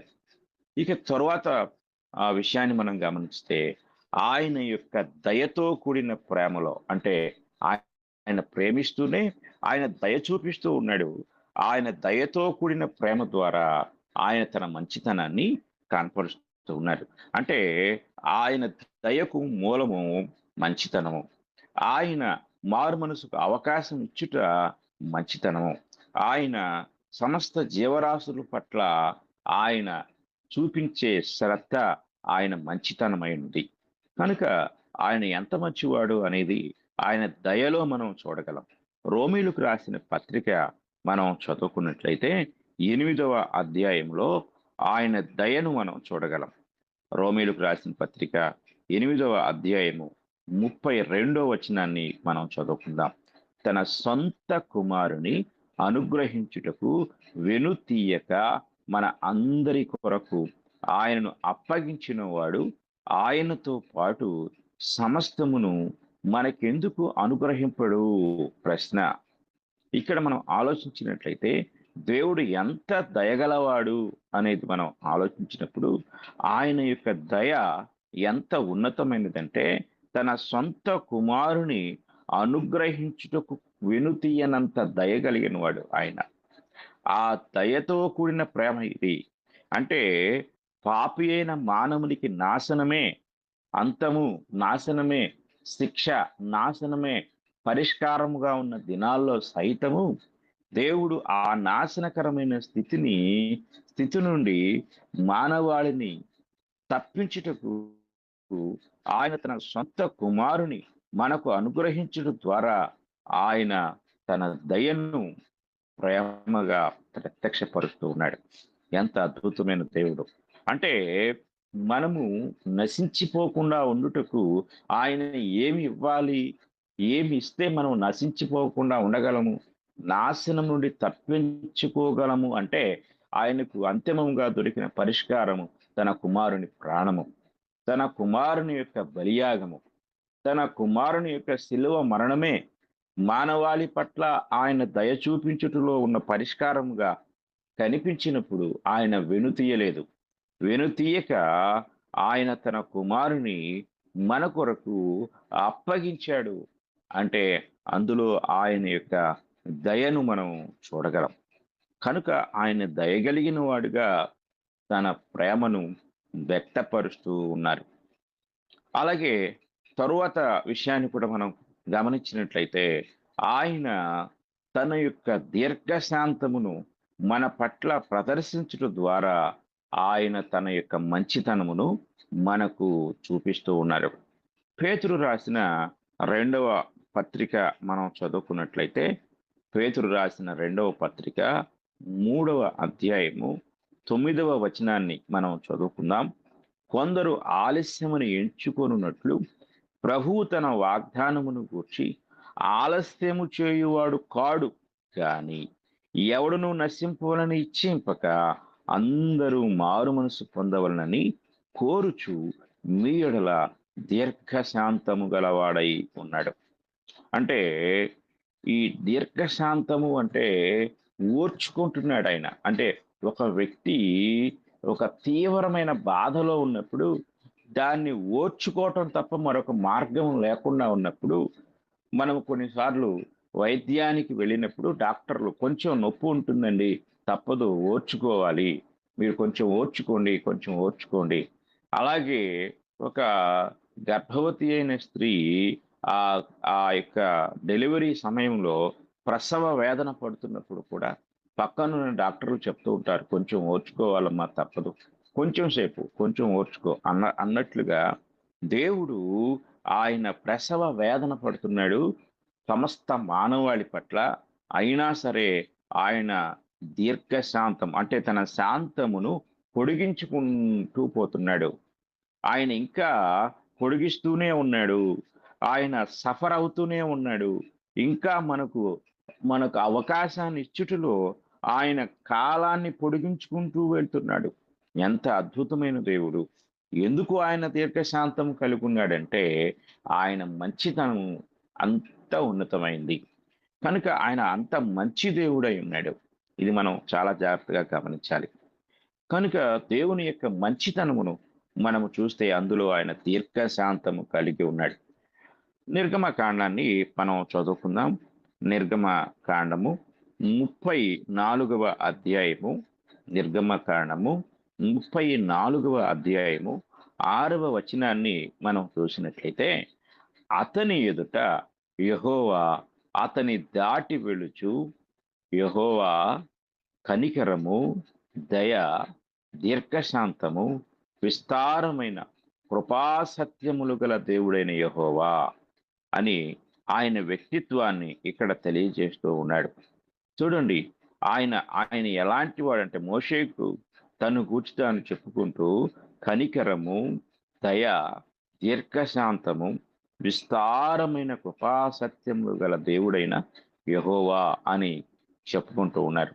అందులో ఆయనకున్న ఒక లక్షణం మనకి ఇక్కడ కనపడుతుంది. కనికరము, దయ, అలాగే దీర్ఘశాంతము. ఆయన దీర్ఘశాంతము కలిగిన వాడై ఉన్నాడు. కనుక దేవుడు నీ పట్ల దీర్ఘశాంతం వహిస్తున్నాడు. నీ పట్ల ఆయన దయ కలిగి ఉన్నాడు. నిన్ను ఆయన దయ చూపిస్తున్నాడు నీపై. ఎందుకంటే ఆయన నిన్ను ప్రేమిస్తూ ఉన్నాడు. నువ్వెవరివైనా సరే, ఎంత ఘోరమైన పాపంలో ఉన్నా, ఎంత దుర్మార్గతలో లేక దుష్టత్వంలో ఉన్నా సరే, ఆయన తన దయను, తన దీర్ఘశాంతమును నీ పట్ల చూపిస్తూ ఉన్నారు అనేది ఎంత గొప్ప సత్యమో మనం గ్రహించాలి. మన పట్ల ఆయన చూపించే దయ, దీర్ఘశాంతము మనకు దినదినము నూతన ఆయుష్ను పొడిగిస్తూ ఉంది. మనం ఈ భూమి మీద బ్రతుకుటకు మరొక అవకాశమును అనుగ్రహించుచున్నది అనే సత్యాన్ని ఈరోజు ఎంతో మంది గ్రహించలేక, అది వారి ఫిట్నెస్ అనుకుంటున్నారు కొంతమంది, వారి యొక్క ఆరోగ్యం అనుకుంటున్నారు కొంతమంది, అదృష్టం అనుకుంటున్నారు కొంతమంది. ఇలాగా ఎవరికి తోచినట్లుగా వాళ్ళు భావిస్తూ ఉన్నారు. కానీ మనము భూమి మీద ఇంకనూ నివసించుటకు, అలాగే సజీవులముగా ఉండుటకును కారణాన్ని మనం గమనించినట్లయితే దేవుని యొక్క మంచితనము. ఆ మంచితనములో ఉన్న దీర్ఘశాంతము, దయ, ఇది మనం ఆలోచించాలి. సంఖ్యాకాండము 14వ అధ్యాయము 17వ వచనాన్ని మనం చదువుకున్నట్లయితే, సంఖ్యాకాండము 14వ అధ్యాయము 17వ వచనంలో యెహోవా దీర్ఘశాంతుడును కృపాతిశయుడును అనే మాట కనపడుతుంది. అందులో ఆయన దీర్ఘశాంతుడు అనే విషయాన్ని మరి దేవుడు ఇశ్రాయేలుకు తెలియజేస్తూ ఉన్నాడు. కనుక దేవుడు దీర్ఘశాంతము కలిగి ఉండడం ద్వారా తన ప్రేమను మన పట్ల కనపరుస్తూ ఉన్నాడు. అలాగే ఇంకొక విషయాన్ని మనం గమనిస్తే, దేవుడు మన పట్ల ఓర్పు కలిగి ఉన్నాడు, లేక సహనము కలిగి ఉన్నాడు.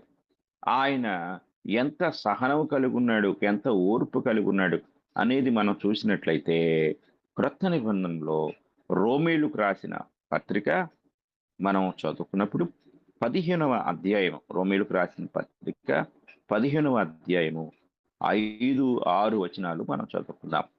మీరేక భావము గలవారై ఏకగ్రీవముగా మన ప్రభువైన యేసుక్రీస్తు తండ్రి యొగు దేవుని మహిమపరచు నిమిత్తము క్రీస్తు యేసు చిత్త ప్రకారము ఒకరితోనొకడు మనస్సు కలిసిన వారై ఉండునట్లు ఓర్పునకును ఆదరణకును కర్తయగు దేవుడు మీకు అనుగ్రహించును గాక. ఇక్కడ పౌలు గారు సంఘంతో మాట్లాడుతూ, ఓర్పు ఆదరణకు కర్త, ఆయన ఓర్చుకుంటున్నాడు.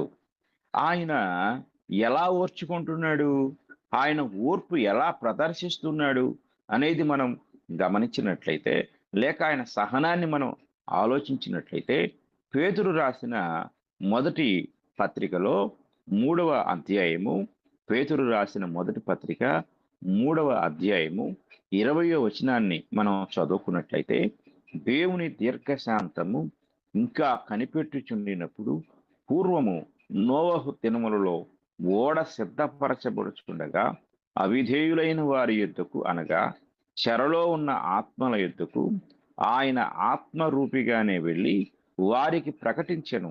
ఆ ఓడలో కొందరు, అనగా 8 మంది నీతి ద్వారా రక్షణ పొందిరి. అంటే దేవుడు మానవాళి పట్ల, ఆనాటి మానవాళి పట్ల వారికి సమయాన్ని పొడిగిస్తూ ఓడ సిద్ధపరుస్తూ ఉండగా, ఆయన సువార్త ప్రకటిస్తూనే ఆనాటి ప్రజల యొక్క అవిధేయత, అక్రమము, చెడిపోయిన తనము, వీటన్నిటినీ ఆయన సహిస్తూ వచ్చాడంట.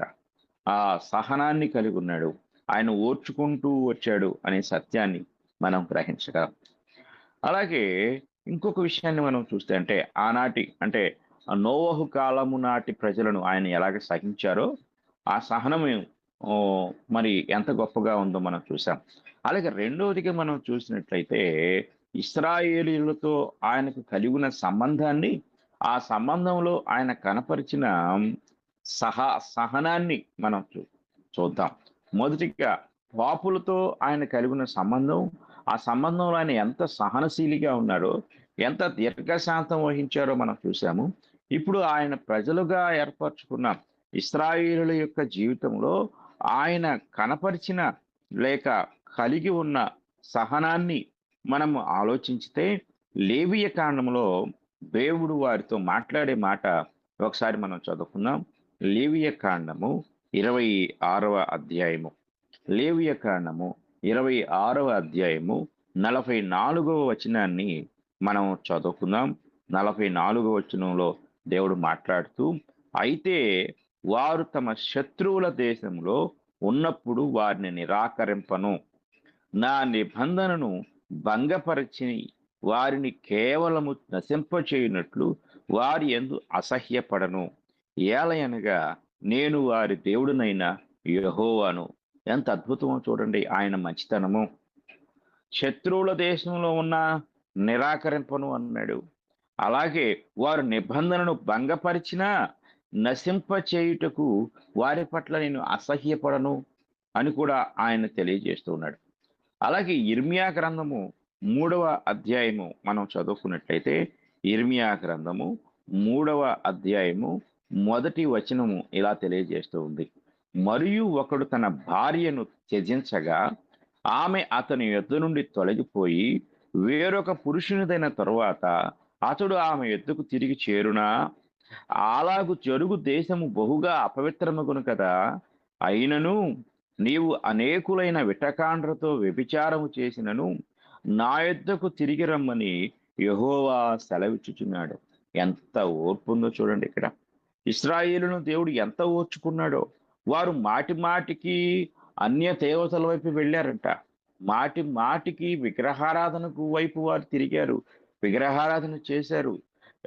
తాను ఐగుప్తు నుండి వారిని విడిపించి సకల సౌకర్యములు వారి జీవితంలో అనుగ్రహించినప్పటికీ కూడా వారు మాటి మాటికి ఆయన్ని విడిచిపెడుతూ ఆయన నిబంధనను భంగపరుస్తూ ఉన్నా కూడా ఆయన వారి పట్ల ఇంకా దయ కలిగి ఉన్నాడు, ఇంకా వారిని ఓర్చుకుంటున్నాడు. ఇది మనం గమనించాలి. ఈ వచనంలో ఆయన తన ప్రజలైన ఇశ్రాయేలీలను గూర్చి మాట్లాడుతున్నాడు. అలాగే ఆ వచనంలో ఒకసారి మనల్ని మనం ఆ ప్లేస్లో పెట్టుకుంటే, మాటి మాటికి మనం పాపం చేస్తున్నా, మాటి మాటికి మాట తప్పుతున్నా, మాటి మాటికి దేవునికి కోపం పుట్టిస్తున్నా, మాటి మాటికి ఆయన మీద తిరుగుబడిన ఆయన ఇంకా మనల్ని ప్రేమిస్తూ ఉన్నాడు అంటే దేవుడు ఎంత ప్రేమ కలిగిన వాడు. ఆయన దయ చూపిస్తున్నాడంటే ఎంత ప్రేమ కలిగిన వాడు. ఆయన దీర్ఘశాంతం వహిస్తున్నాడు అంటే ఎంత ప్రేమ కలిగిన వాడు. ఆయన తన మంచితనం అంతటినీ కూడా మనకు కనపరుస్తున్నాడు అంటే ఈ లక్షణాల ద్వారా ఆయన ఎంత ప్రేమ కలిగిన వాడు. కనుక దేవుని ప్రేమ యొక్క రూపములు మనం చూస్తే అందులో ఆయన మంచితనం కనపడుతుంది. ఆ మంచితనంలో మనుషుల పట్ల, సమస్త జీవరాశుల పట్ల, అలాగే నశించిపోయి ఆ నాశనానికి సిద్ధంగా ఉన్న వారికి మారు మనసు అనుగ్రహించుట ద్వారా, అలాగే ఆయన దయ చూపించుట ద్వారా, అలాగే దీర్ఘశాంతం వహించుట ద్వారా, సహనము కలిగి ఉండుట ద్వారా ఆయన తన ప్రేమ యొక్క రూపములను అంటే ఈ రూపాలలో ఆయన తన యొక్క ప్రేమను మానవాళి పట్ల వ్యక్తపరిచి ఉన్నారు. ఇంకను నేటి లోకములో ఉన్న మరి సమస్త మానవాళి పట్ల, ఆనాడు ఇశ్రాయేలు పట్ల ఆయన కలిగిన సంబంధం అది అయిపోయింది. ఈరోజు సర్వలోకంలో ఉన్న ఆ మానవుల పట్లను, ఆయన ఏర్పరచుకున్న క్రైస్తవులమైన మన పట్లను కూడా ఆయన తన ప్రేమను అనేక రూపాల్లో ఇంకనూ ప్రత్యక్షపరుస్తూనే ఉన్నారు. కనుక ప్రియమైన సహోదరి సహోదరులారా, దేవుడు ఎంత ప్రేమ కలిగిన వాడో ఆ యొక్క సత్యాన్ని గ్రహించి ప్రతి ఒక్కరును మారు మనసు పొంది రక్షణ పొంది దేవుని స్వంత రక్షకునిగా అంగీకరించి ఆయన కొరకు జీవించడం ద్వారా ఆయన ప్రేమను మనము గ్రహించగలమని మీకు తెలియజేస్తూ ఈ మాటలు నేను ముగిస్తూ ఉన్నాను. ఇంతవరకు శ్రద్ధగా వినిన మీ అందరికీ నా హృదయపూర్వక వందనములు తెలియచేయచ్చు ఉన్నాను. వందనములు సార్. మీకు కూడా ప్రార్థన చేయండి సార్. ముగింపు ప్రార్థన తర్వాత మాట్లాడుకుందాం. పరిశుద్ధుడు అయిన తండ్రి, ప్రేమ కలిగిన దేవ, చెడిపోయి భ్రష్టులమైపోయి నరక పాత్రులుగా మిగిలిపోయిన మమ్మలను మీరు ఎంతో ప్రేమించారు. మేము ఎలాంటి జీవితంలో ఉన్నామో, ఎలాంటి దౌర్భాగ్యమైన పరిస్థితుల్లో ఉన్నామో ఎరుగలేని అంధత్వంలో చీకటి జీవితాలు జీవిస్తూ ఉన్నప్పుడు, విగ్రహారాధనలో ఉన్నప్పుడు, చెడిపోయిన స్థితిలో ఉన్న ప్రతి మానవుని కూడా మీరు ఎంతగా ప్రేమించారో, ఇంకనూ ఎంతగా ప్రేమిస్తున్నారో మీ ప్రేమ యొక్క ప్రత్యక్షతలను, మీరు కనపరిచిన విధానములను, మీ ప్రేమ యొక్క రూపములను తండ్రి మీ వాక్యం ద్వారా మాకు బయలుపరిచినందుకు మీకు స్తోత్రములు. తండ్రి, ఈ ఛానల్ ద్వారా ఎంతమంది అయితే మీ మాటలు వింటున్నారో, ఎంతమంది ఇంకా వినబోతున్నారో వారందరూ మీ ప్రేమకు లోబడి మీ ప్రేమను గ్రహించి మీరు ఎంత గొప్ప ప్రేమను సమస్త సృష్టి పట్ల ఇంకను వ్యక్తపరుస్తున్నారో గ్రహించి మిమ్మల్ని దేవునిగా రక్షకునిగా అంగీకరించే మంచి మనసు వారికి దయచేయండి. మీ ప్రేమ యొక్క విలువను గుర్తించే స్వభావం వారికి దయచేయండి. తండ్రి, మీకు స్తోత్రాలు చెల్లిస్తున్నాం. మా తండ్రి, మీరు మాకు ఆజ్ఞను అనుగ్రహించారు. మీరును ఒకరినొకరు ప్రేమింపవలను అనే ఆజ్ఞ ఇచ్చారు. కనుక తండ్రి, మీ ప్రేమను మా హృదయాల్లో నింపుకొని మా తండ్రి, ఆ ప్రేమ మా చుట్టూ ఉన్న సృష్టిలో ఉన్న ప్రతి ఒక్కరి పట్ల, ప్రతి ఒక్క జీవి పట్ల ఆ ప్రేమను ప్రదర్శించే స్వభావం మాకు దయచేయండి. ప్రేమలో దీర్ఘశాంతము, ప్రేమలో సహనము, ప్రేమలో దయ, వీటన్నిటినీ మీరు విముచ్చుకున్నారు.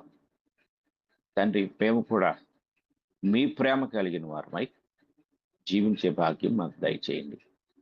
గ్రూపులో చేరి ఇంతవరకు మీ మాటలు విన్న మా ప్రియ సహోదరి సహోదరులందరినీ మీరు దీవించి ఆశీర్వదించండి. మీ కృపా దయ కనికరములు వారికి అనుగ్రహించండి. తండ్రి, మీకు స్తోత్రములు చెల్లిస్తున్నాం. దేవా, సహాయము దయచేయండి. మీ బిడ్డల్లో ఎవరైనా సరే బలహీనులుగా రోగగ్రస్తులుగా ఉన్నట్లయితే వారిని కనికరించి స్వస్థపరచండి. తండ్రి, వారిని తిరిగి లేవనెత్తమని వేడుకుంటున్నాం. అలాగే తండ్రి, కొందరు విద్యార్థులు పరీక్షలకు సిద్ధమవుతూ ఎంతో ఒత్తిడికి గురవుతున్నారు. తండ్రి, వారికి మంచి సహనమును విశ్వాసమును అనుగ్రహించి మీ కృప ద్వారా తండ్రి వారు చక్కగా పరీక్షలు రాసే భాగ్యం దయచేయండి. తండ్రి, అనేక మంది ఆర్థిక ఇబ్బందుల్లో ఉన్నారు, నిరుద్యోగంలో ఉన్నారు. వారికి కావలసిన తండ్రి వసతులు మీరు దయచేయండి. వారికి కావలసిన జీవనోపాధి అనుగ్రహించండి. అనేక మంది లోకాన్ని ప్రేమిస్తూ లోక ప్రేమ అది వ్యామోహంతో కూడిందని తెలియక మోసపోతూ జీవితాలను నాశనం చేసుకుంటున్నారు. వారి మనోనేత్రాలు మీరు తెరవండి. అసలైన ప్రేమ యొక్క ప్రత్యక్షతను వారికి మీరు అనుగ్రహించండి. మా తండ్రి, మీకు స్తోత్రములు. తండ్రి, అలాగే మరి ఈ వేకువ సమయం తండ్రి, ఎంతోమంది వయోభారంతో ఉన్నప్పటికీ, తీవ్రమైన పనిభారముల ఒత్తిడిలో ఉన్నప్పటికీ మీ కొరకు, మీ వాక్కు కొరకు ఎదురు చూస్తూ ఈ సమయంలో మరి సహవాస అనుభవాన్ని పొందుకుంటున్న ప్రతి ఒక్కరిని దీవించి ఆశీర్వదించండి. ఈ సహవాసము నిరంతరము కొనసాగుతూ మీ యొక్క సత్య మార్గంలో ప్రయాణించే భాగ్యము అనుగ్రహించండి. అలాగే ఆన్లైన్ బైబిల్ ఇన్స్టిట్యూట్ కొరకు తండ్రి మేము చేయుచున్న ప్రయత్నములు అవి మా ప్రయత్నములు కాక మీ ప్రణాళికాబద్ధమైనవని ప్రతి ఒక్కరూ ఎరిగి ప్రోత్సహించుటకు, సహాయపడుటకు, సహకరించుటకు, ప్రార్థించుటకు ప్రతి ఒక్కరికి ప్రేమ కలిగిన మనసు దయచేయమని, ఇదంతయు తండ్రి మీ వాక్యం ద్వారా మీరు ఇచ్చిన ఆజ్ఞ సర్వ సృష్టికి సువార్త ప్రకటించాలని భారాన్ని ప్రతి ఒక్కరూ సమానంగా వహించుచు ఆ భారమును నిర్వర్తించే మంచి మనసు ప్రతి ఒక్కరికి దయచేయండి. దాని కొరకు కావలసిన ప్రతి ఏర్పాటు మీరే తండ్రి అనుగ్రహించమని వేడుకుంటున్నాం. అలాగే మా తండ్రి ఈ యొక్క కార్యక్రమం అంతటినీ కూడా సాంకేతికముగాను, ప్రార్థనాపూర్వకంగాను, జ్ఞానయుక్తముగాను, భారభరితముగాను నిర్వహిస్తున్న మీ దాసుని కుటుంబమును దీవించి ఆశీర్వదించండి. నిరాటంకముగా, నిరంతరాయముగా ఈ పరిచర్య ఈ విధంగా కొనసాగుతూ వృద్ధి చెందే కృప దయచేయమని ఈ ఉదయకాల సమయంలో ఈ ప్రార్థన మా ప్రభు అయిన యేసుక్రీస్తు వారి యొక్క పరిశుద్ధ నామములు అడిగి వేడుకుంటున్నాము తండ్రి. ఆమేన్. అందరికీ వందనాలు.